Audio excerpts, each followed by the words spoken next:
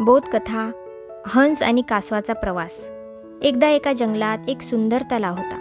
त्या तलावात 2 हंस आणि एक कासव एकत्र राहायचे। हंस आणि कासव चांगले मित्र होते।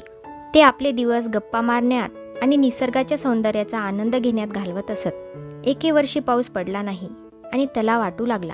तेव्हा हंस चिंतेत पडले आणि कासवाला म्हणाले, प्रिय मित्रा, आपल्याला हे ठिकाण सोडून नवीन तलाव शोधायला हवा, नाहीतर आपण जगू शकणार नाही।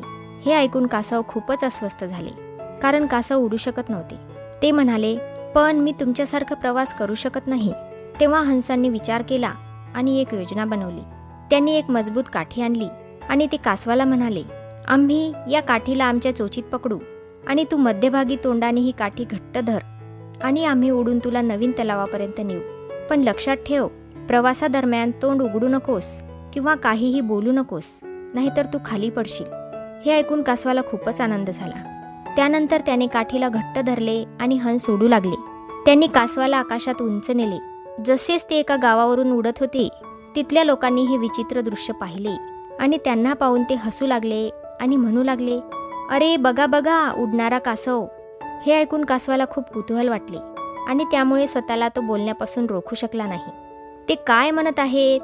जसेच त्याने बोलायला सुरुवात केली, त्याची काठीवरची पकड सुटली आणि तो जमिनीकडे कोसळला। पण सुदैवाने त्याला फारसा त्रास झाला नाही।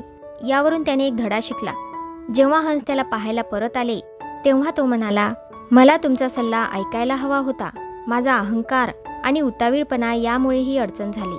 हंसांनी त्याला धीर दिला आणि त्याला म्हणाले, चुका आपल्याला शहाणपण शिकवतात मित्रा। आता पुन्हा प्रयत्न करूया।